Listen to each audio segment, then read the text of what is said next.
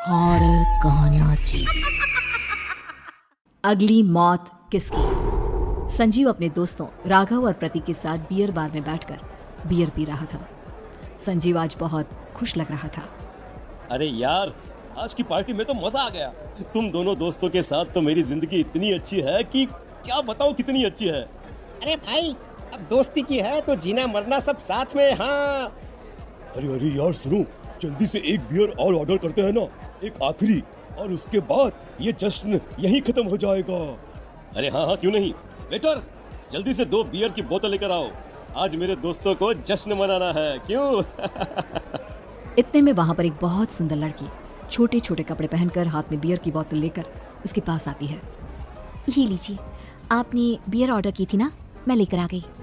क्या बात है यार, इस बार की वेटर तो बड़ी सुंदर है। अब बियर लेकर आई हो तो अपने हाथों से ही पिला दो ना। हाँ हाँ, क्यों नहीं, जैसा आप बोलोगे मैं वैसा ही करूंगी। क्या बात है यार, अब तो लगता है रोज यहीं आना पड़ेगा। उसके बाद वो लड़की उन तीनों को बियर सर्व कर देती है। पार्टी करने के बाद वो तीनों अपने अपने घर जाते हैं।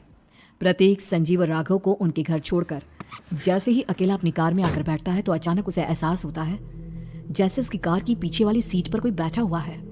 वो तुरंत पीछे मुड़कर देखता है। तुम यहाँ क्या कर रही हो? और तुम मेरी कार में कब आई? अरे तुम तो बार में वेटर थी ना। बस ऐसे ही मेरा दिल कर रहा था आपके साथ आपके घर चलने का, इसलिए मैं आपके साथ चली आई।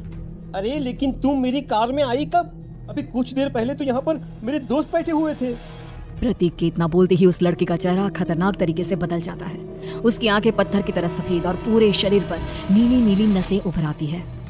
गाड़ी चलाओ, पूरी स्पीड में चलाओ, और अगर तुमने गाड़ी रोकने की कोशिश भी की तो मुझसे बुरा कोई नहीं होगा। डर की वजह से प्रतीक के पसीने छूटने लगते हैं। उसका शरीर बुरी तरह से कांप रहा था। प्रतीक बिना कुछ सोचे समझे कार को फुल स्पीड से चलाना शुरू करता है। चलते चलते वो शहर से दूर एक पहाड़ी पर पहुंच जाता है और सामने अब सिर्फ पहाड़ी का किनारा दिख रहा है, जिसे देख प्रतीक घबराकर अचानक से कार को ब्रेक लगाता है। देखो देखो देखो देखो, मुझे छोड़ दो मुझे। अगर मैंने गाड़ी जरा सी भी आगे बढ़ाई तो हम दोनों नीचे गिरकर मर जाएंगे। ये तो तुम्हें पहले सोचना चाहिए था ना। अब कुछ नहीं हो सकता।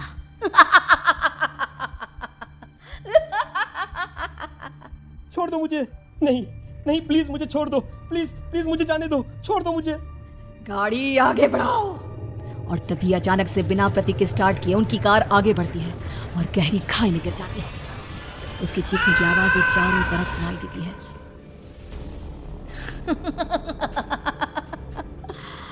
तुझे मारकर मेरे कलेजे में जल रही आग को थोड़ी शांति तो मिल गई, लेकिन अभी ये कहानी खत्म नहीं हुई।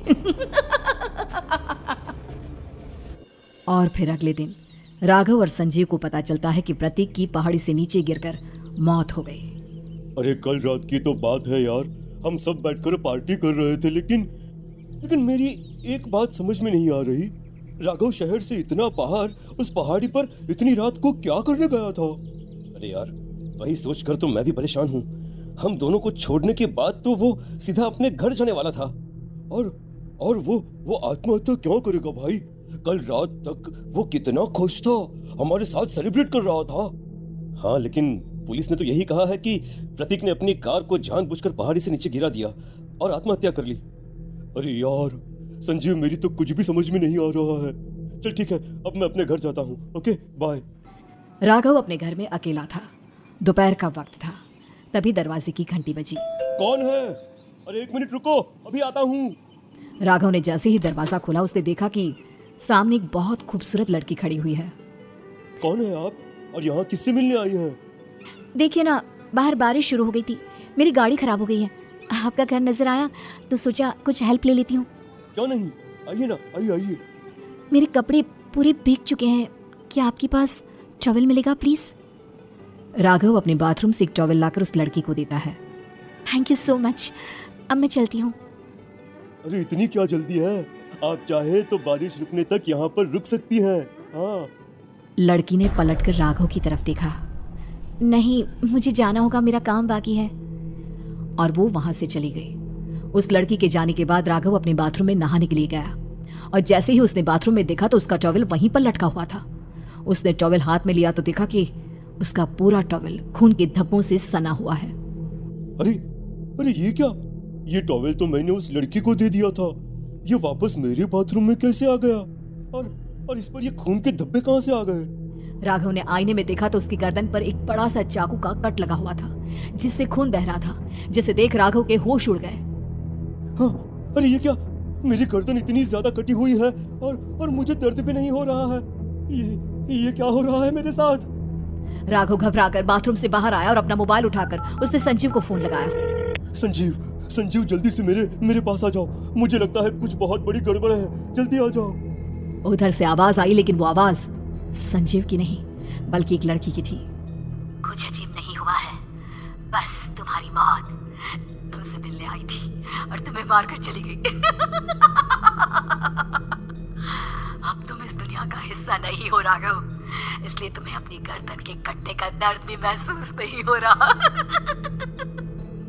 नहीं, ऐसा नहीं हो सकता। कौन हो तुम? तुम्हारी मौत।